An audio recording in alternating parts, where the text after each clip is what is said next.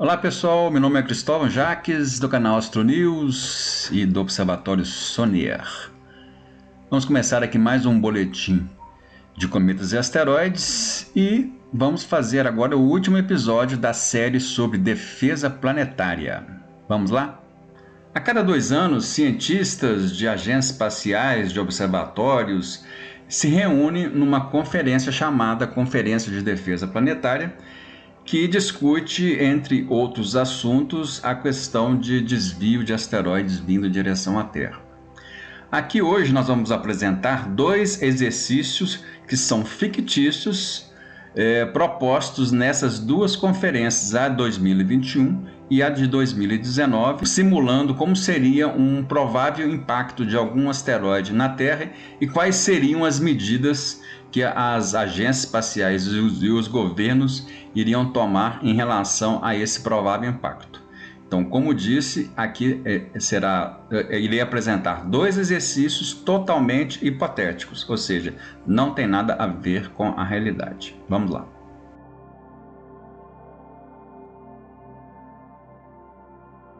Aqui temos as condições iniciais para simular esse exercício. Um asteroide foi descoberto em 19 de abril de 2021, hipoteticamente, lógico, né? E com possível impacto em 20 de outubro de 2021, também hipoteticamente. Com as atuais informações, o risco de impacto é pequeno, 1 em 2.500 chances de impacto. E o tamanho do asteroide ainda é bem incerto, pode ser de 35 a 700 metros. Aqui é a órbita do asteroide desse exercício. Aqui é a data da descoberta, em 20 de abril de 2021, e aqui é a data do possível impacto, 20 de outubro de 2021, mostrando a órbita da Terra e a órbita do asteroide. Aqui temos a região de incerteza atualmente projetada, porque ainda tem poucas observações do asteroide. Todos esses pontos em vermelho aqui representam a posição possível do asteroide. E o somatório desses pontos todos aqui representa a chamada região de incerteza com a Terra no meio.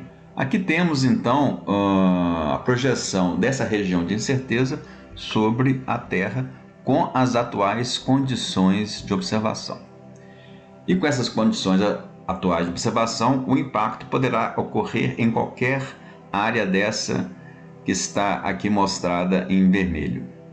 No segundo dia da Conferência de Defesa Planetária de 2021, são apresentados novos fatos sobre a observação desse asteroide. Aqui eles já reportam que encontraram observações antigas desse asteroide em uma biblioteca de imagens do Observatório Pan-STARRS. Com isso, aumentando o arco de observação de poucos dias para 7 anos.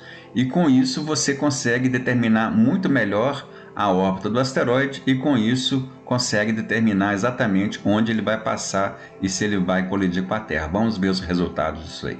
Com as novas observações encontradas em arquivos de imagem do Pan-STARRS de 2014, pode-se calcular muito melhor a órbita do asteroide e com isso pode-se ver que aquelas probabilidades de 1 em 2.500 chances de cair na Terra, agora está bem claro que o impacto será 100% na Terra. Agora a questão é que a região de incerteza onde esse impacto vai ocorrer na Terra, ela pode variar desde o norte da África até o norte da Europa. Aqui as regiões mais claras em vermelho representam que 99% de chance do asteroide cair dentro dessa região. Em um vermelho um pouco mais escuro, aqui essa região aqui representa então 87% de chance de cair aqui, e em um vermelho mais escuro 40% de chance de cair nessa região aqui da Terra. Também nesse segundo dia da conferência foram discutidas pelas agências espaciais opções de missões espaciais para ou deflexão do asteroide ou a sua destruição. Mas a grande conclusão é que ainda não temos capacidade de fazer lançamentos rápidos, porque é o que necessitaria neste caso aqui, já que o asteroide foi descoberto em abril e a queda dele, o impacto dele ocorreria em outubro, não tem tempo disponível de preparar uma missão com a tecnologia atual. Ou seja, isso é uma coisa que não estaria disponível no momento. Aqui mostra um mapa, né, da chamada faixa de risco, né, de danos, e onde as cores aí indicam um tom de mais claro, que vai ocorrer sérios riscos, aqui em amarelo riscos mais severos, aqui em laranja críticos, e aqui essas regiões onde vai provavelmente cair o asteroide, as pessoas não sobreviveriam se elas estivessem nessa região. Então, a partir daí são feitos estudos para as grandes cidades e como evacuar a população desses locais. No último dia desse exercício, podemos ver algumas informações a mais que permitem a gente tomar uma conclusão final. A primeira é que o asteroide só vai poder ser observado através de técnicas de radar aqui da Terra a partir de uma distância de 6,3 milhões de quilômetros, que é o alcance do radar de Goldstone da NASA. Aqui a gente vê já como o telescópio de Arecibo vai fazer falta, porque se fosse o radiotelescópio de Arecibo observar, poderia ser observado a uma distância muito maior. Mas através dessas imagens de radar, permite-se calcular uma precisão maior o tamanho do asteroide, ou seja, 105 metros, com uma incerteza de 10%. E nos últimos meses, o asteroide foi constantemente observado, e o que permitiu calcular com maior precisão a região de impacto na Terra.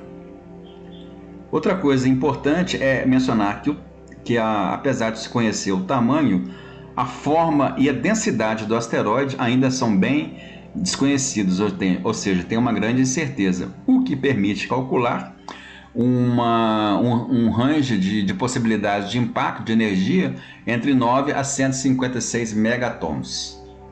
E a pior caso aí da região de impacto vai ser uma região de 300 quilômetros aproximadamente. Esse exercício está disponível na internet nesse endereço aí.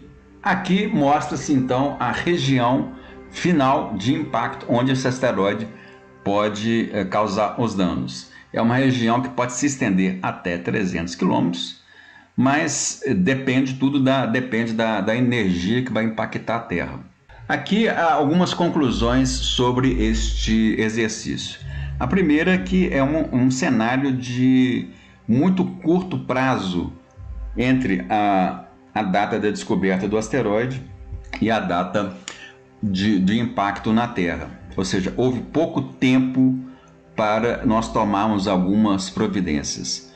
A outra conclusão é que se nós tivéssemos surveys mais sensíveis no passado, como o telescópio Rubin Observatory, que é o LSST, ou a missão da NASA NEOS-M, se isso aí já existisse em 2004, a gente conseguiria detectar esse asteroide com 7 anos de antecedência e podendo tomar todas as providências possíveis para isso, né?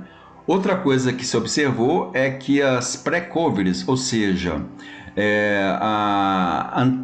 você pesquisar nas imagens dos observatórios, você conseguiu aumentar o arco observacional do asteroide de alguns dias para 7 anos, e com isso conseguir reduzir bastante a região onde o asteroide vai cair na Terra.